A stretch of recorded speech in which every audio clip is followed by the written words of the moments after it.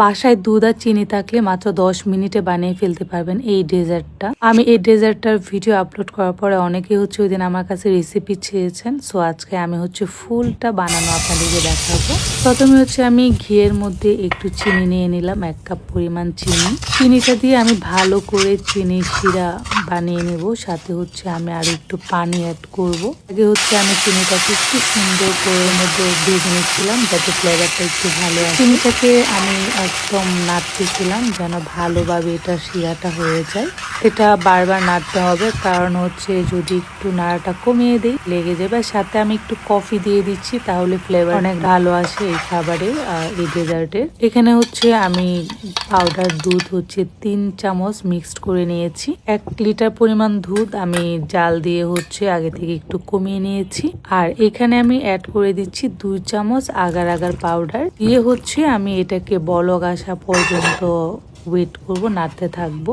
ওইদিকে আমার চিনি শিরাটা হয়ে গিয়েছে। সো আমি চিনি শিরাটা সুন্দর করে এই দুধের মধ্যে দিয়ে দিব। এখানে আমার একটু মিস্টেক হয়ে গিয়েছে, আপনারা দেখতেই পারতেছেন। নিচেও চুলার তাপ, উপরেও এখানে গরম, পুরাটাই পড়ে গেছে। যাই হোক, কি আর করা, এটা ভাগ্যের ছিল না, হালকা গিয়েছে। দেন আমি চুলাটা সুন্দর করে ক্লিয়ার করলাম, মানে পরিষ্কার করলাম। পরিষ্কার করে আমি আমার ডেজার্ট বানানোতে চলে গেলাম। ভিডিও করে ডেজার্ট বানাতে হয়, কোনো কিছু করতে হয়, তখন এরকম ইনসিডেন্ট হয় ছোটখাটো। নোংরা একদম পছন্দ করি না, এটাকে একদম নিট অ্যান্ড ক্লিন করে আমি আবার আমার কাজ শুরু করলাম।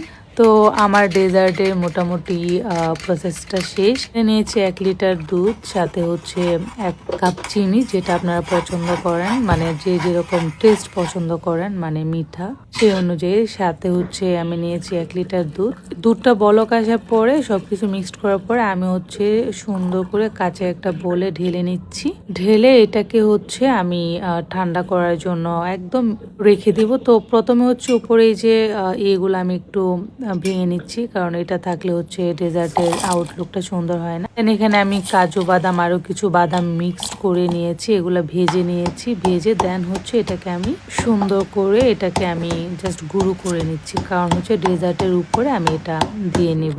30 মিনিট পরে আমি ফ্রিজে এটাকে রাখি, নর্মাল ফ্রিজে রাখার পর দেন বের করে আমি উপরে সুন্দর করে যে বাদামগুলা কাজুগুলা আমি মিক্সড করেছি এটার উপর আমি ঢেলে দিলাম। তারপরে এই যে আমার ডেজার্টের আউটলুকটা, এটা খেতে অনেক বেশি টেস্ট। এখানে আপনারা 4-5টা ফ্লেভার পাবেন, ঘিয়ের ফ্লেভার পাবেন, কফির ফ্লেভার পাবেন, খেতে অনেক বেশি মজা। স্পেশালি সো দিশা অনেক বেশি পছন্দ করে। সো ফাইনালি আমার ডেজার্ট রেডি। দিশা তো খুবই হ্যাপি। সো এখন এটা মানে খাওয়ার পালা। তার আগে একটা ছবি তুলে নিয়েছে। তো এখনই আপনাদেরকে এটা মানে দেখাবো যে আসলে এটা খেতে কেমন হয়েছে। এটা খেতে খুবই মজার, এত মজার। এটা একদম আপনার কিছুটা পুডিং এর মতো। এই যে আমি আপনাদেরকে সুন্দর করে এটাকে স্লাইস করে দেখাচ্ছি যে এটা আসলে কতটা বসে গিয়েছে, কতটা জমাট বেঁধেছে, একদম ফ্রেশ হয়েছে ডেজার্টটা। যে মধ্যে এই ধরনের কিছু ডেজার্ট বানায়, আসলে ভিডিও করার টাইম হয় না আমার, যখনই মন চায় তখনই বানাই। এটা বানাতে বেশি সময় লাগে না, 10 মিনিট লাগে। তো আপনারা বাসায় এটা ট্রাই করতে পারেন, এটা খেতে অনেক বেশি মজা।